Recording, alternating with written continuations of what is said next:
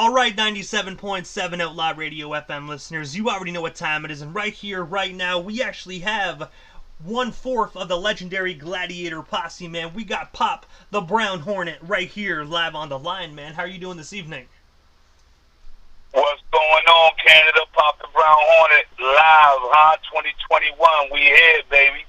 Hey, man, I gotta say first and foremost before we dive into this, Pop, man, I've been a fan of yours for a long time, man, so just thank you so much for giving us just a little bit of your time this evening. No, I definitely appreciate you having me. No problem, I just want to spread the word, let the new fans know that the bomb is still active, Brown Hornet's still active. But I want to take you back to the beginning of your legendary career, man, and I have to ask, what actually made you decide to get into the music industry initially, man? Because your roots run so deep within hip-hop. I mean, just initially, just the way hip-hop came and took us all by storm when we were all kids. I mean, not everybody is gifted enough to be able to put words together and thoughts together, but I think that me being an only child from my mother, the pen and the pad became my best friend at an early age, and once I started writing songs, I just couldn't wait to write the next one and get better and better as time went on. And also, as well, in 1994, you actually appeared on Shaheem's the Rugged Child album. I was wondering, how did yourself and Shy get connected, man? And of course, what was it like working with him just in the studio? Well, Shaheem, coming from Stapleton, where I'm from, he's just like a little brother. And when Hornet, who produced, my Black on Black Crime and Hey Ya Ho for King Just, Shaheem is kind of comes underneath us. So when he was representing Stapleton, Staten Island, and Download Records, June Lover, and Rubber Bands, they played an intricate part of playing Shaheem close.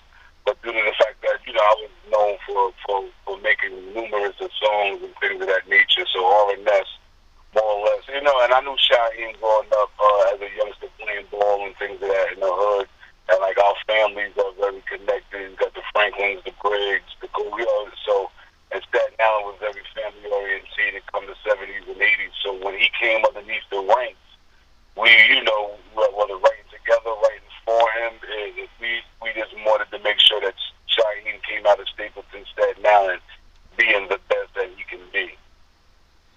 And if I'm not mistaken as well, I think you actually had a guest appearance as well on his second studio album, The Lost Generation, if I'm not mistaken. Well, also with the lead-off single, S-H-I-T is Real, I also wrote that as well. I had a piece there writing it, and so, yeah, and I may have featured on it as well. So, yeah, so from publishing standpoint, writing lyrics-wise, like I said, our main job as when Shaheem came out was to make sure that he could represent himself, Stapleton, Staten Island, the best way possible. So me being a veteran of writing rhymes, like I said, for eons, there was no problem to have some assistance in helping Shaheem come out. And also, as well, as I mentioned during the intro of this interview, you were also a member of the hip-hop group called the Gladiator Posse. I was wondering, how did yourself and the other members get connected? And, of course, what's the origin story behind that iconic hip-hop group?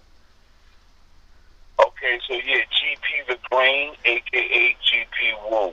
So the Gladiator Posse is basically a group, the origin started in Stapleton Projects in the 80s, and it was a band of us teenagers that got together, and we came up with the name because in the 80s, it was kind of like the last era of people fighting with their hands, and then the crack era came and people started picking up guns.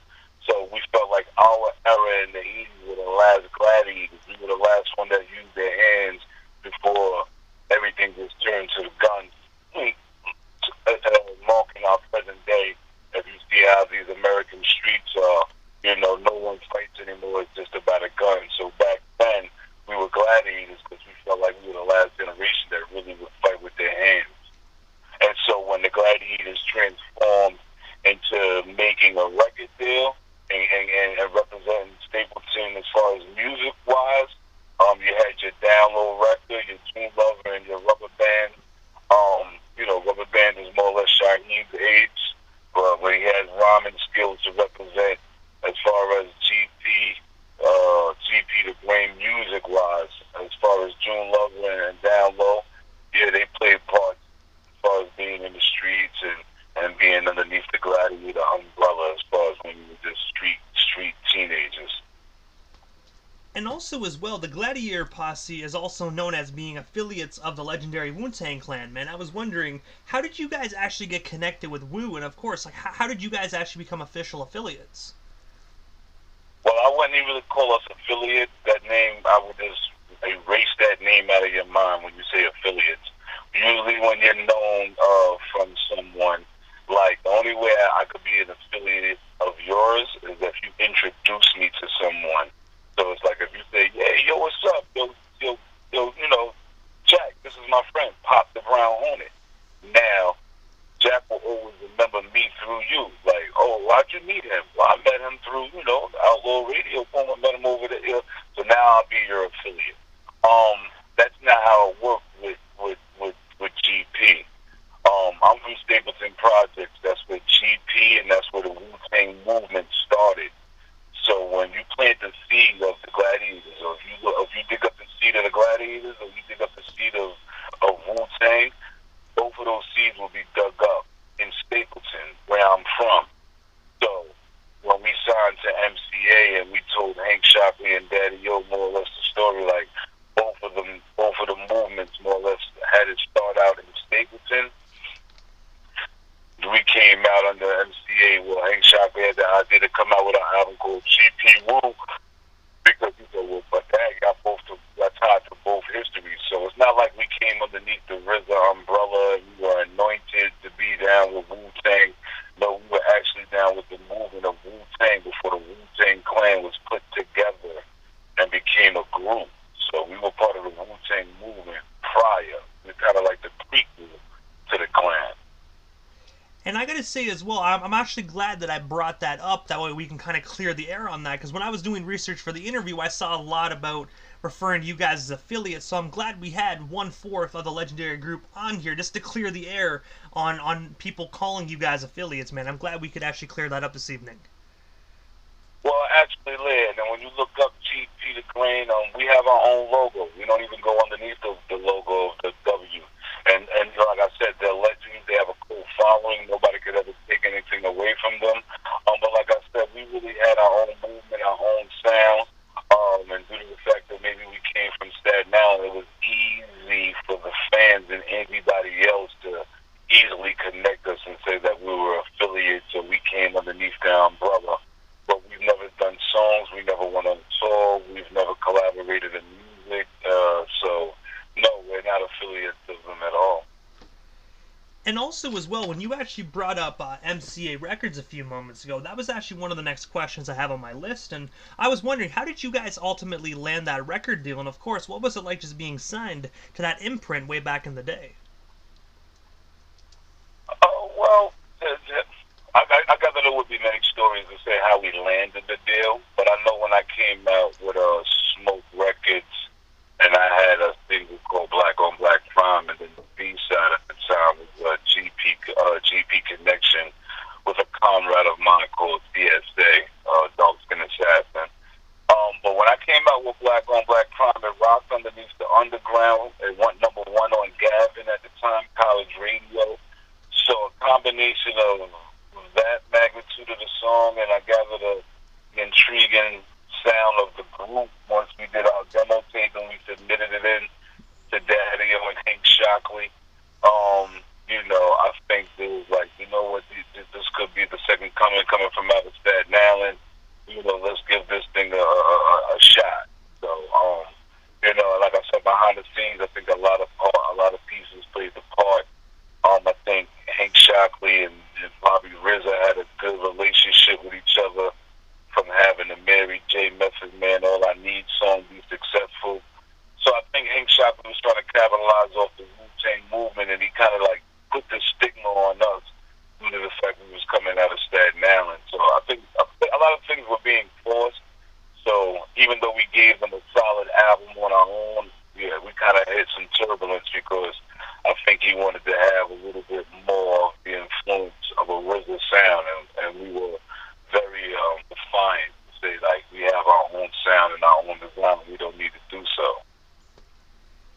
And also, on January 21st of 97, when you were just speaking of the album that you gave them, that was actually Don't Go Against the Grain. And I was always wondering, man, like, what's the story behind that iconic record? And of course, why wasn't there ever a follow-up album for the Gladiator Posse? Well, to be honest with you, when we went to do our second album, Hank Shockton more or less was like, yo, listen, you can go in there and do your second album, but like I said, since we were kind of reluctant to work, we wanted to be our own entity and our own body.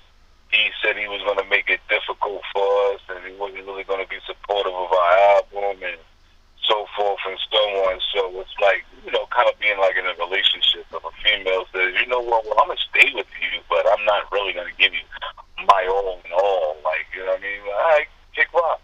But, you know, so that was more or less how it really came to an abrupt end. And I gotta say as well, like, I think they, personally, in my opinion, I think they dropped the ball on the four of you guys, man, because that first album was absolutely phenomenal in my personal opinion. When I had my copy back in the day, there wasn't a song that I skipped, man. I was hoping for a second album. No, listen, I appreciate it. Listen, that's what diehard fans are about, because that is definitely a hidden gem coming out of Staten Island, because it really didn't get the push and the publicity that it rightfully deserved. When you talk about a lyrical album, diverse, very, you know, we touched on so many different topics. We made hip-hop songs that nobody makes. When you talk about Chamber Danger, when you talk about Underground Emperor, the feel of some of those songs that was on that album, no one makes those songs. No one makes a feel of those songs. And like I said, it was something that was bottled up at that time, and it definitely had a distinctive sound. And this is my go-to song. Chamber Danger is always that one song that I love listening to on that album. Mm-hmm. But I gotta say, definitely an amazing song. Well, produced by Hornet, that's a down low record, and Rubber Bands. And definitely, like you said, an amazing song from the intro to the outro, the way the beats come in, the way it drops, the mix. You know, like I said, they don't make those type of songs. They don't make the Underground Emperor type of song. You know, like they don't make those type of beats. I mean, we could go on and break things down, but yes, like you said, you know, definitely a classic slept on album. And also as well, going into the millennium, in the year 2000, you actually released your debut solo album titled The Underground Emperor. I was wondering if you can tell our listeners a bit more about this amazing gem, and of course, is it actually still out there to be streamed or purchased today? Well, the Underground Emperor album was like a collaboration with Smoke Records, and it was distributed by MCA. Another fumble of the ball, I would say, at the time when I put it out. So I don't think that it's that, you know, just as well as the Don't Go Against the Grain album, the Underground Emperor album, more or less, it's the same kind of turbulence when dealing with MCA. You know, MCA at the time, I think they were more of an R&B album, going with the Mary J, the Casey and JoJo, the so forth and so on. Those were the bread and butters of it. And so, you know, I don't think they really put a hard effort to say, let me put the Brown Hornet out there, because if you bought that album and you listened to that album, phenomenal album, you know. But also as well, recently, so going into this day, recently you actually teamed up with the Force MDs to actually release the song Daydreaming. I was wondering, how did yourself and the MDs get connected, and of course, what was it like collaborating with them on that absolute fire track?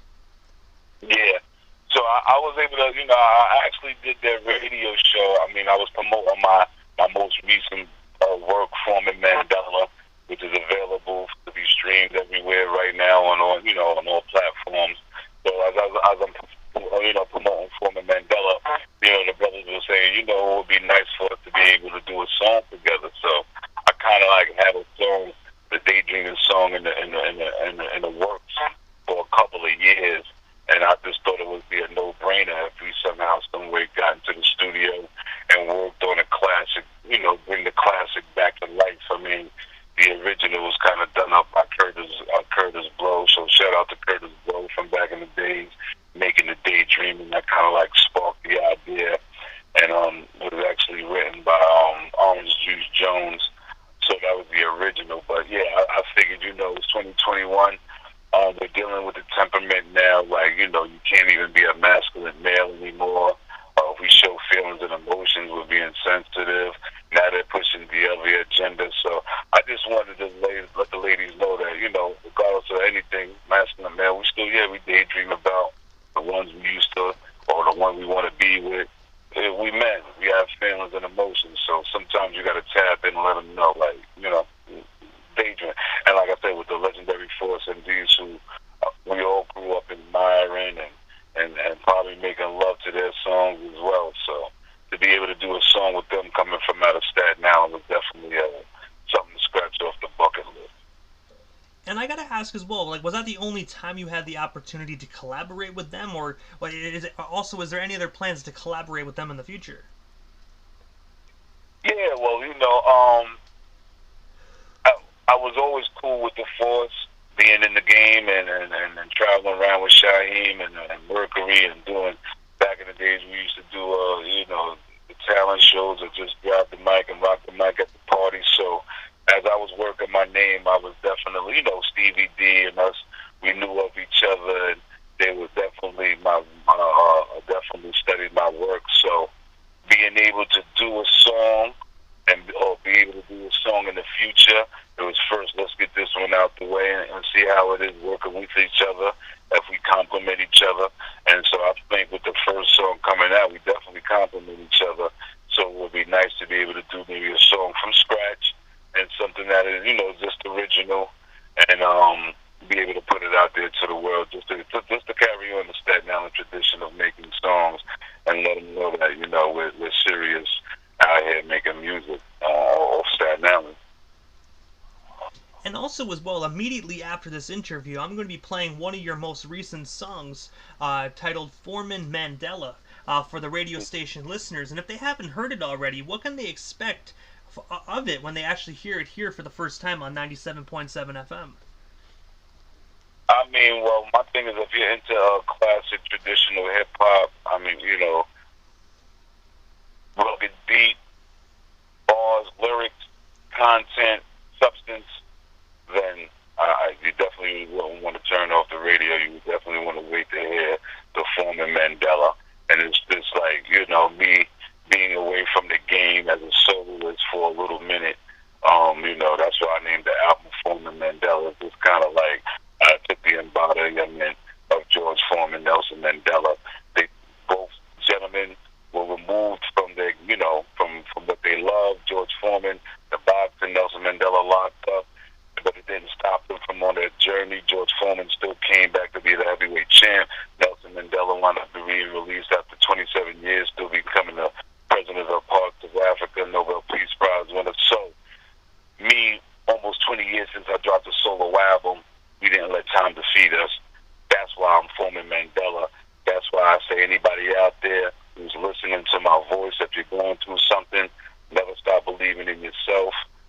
You always push yourself, because when everybody else gives up on you, you're probably left alone. But I tell you, when you're left alone and you come back out on top, that only makes you a stronger individual and person. So it's an embodiment of the Foreman Mandela to say, you know what, I'm not giving up on what I love. So me loving of hip hop, I wanted to come back with an album that, like I said, traditional classical hip hop, boom bap, without all the cosmetics and gimmicks, and just give you some raw lyrics.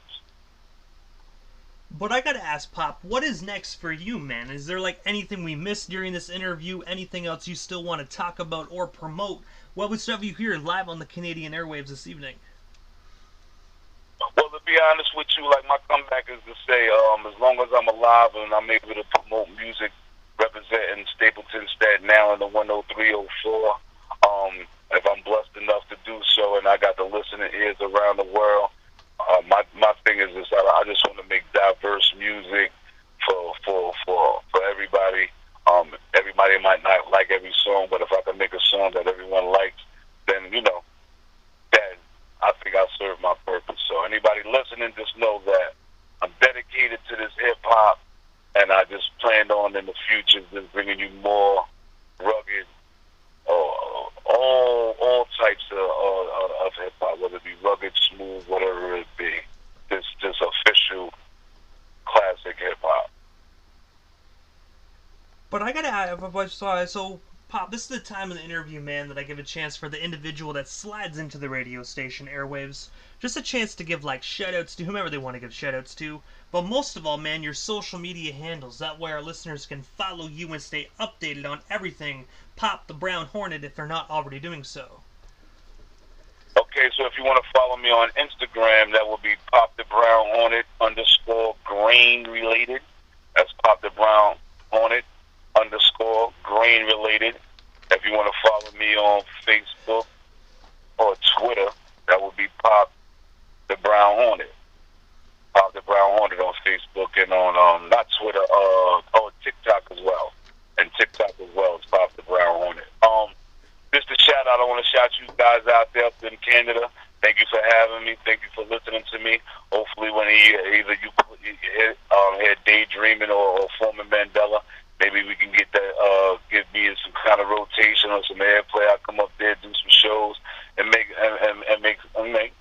have a great time. Like you said, I got some classics and bring it up to the present, man. We got a whole gang of individuals that would love to bring an exciting show up to Canada. So, like I said, request my song, hear me out, Daydreaming, Foreman Mandela, whichever one. Thank you for having me once again. Bumble fire! Hey, man, you are most certainly welcome, man. Definitely have yourself a wonderful night out there, and we most definitely after this pandemic is over, gotta get you down here to Canada, man. That would be a beautiful thing. Thanks for having me. Enjoy the evening up there. You as well, man. Thank you so much. All right, one love.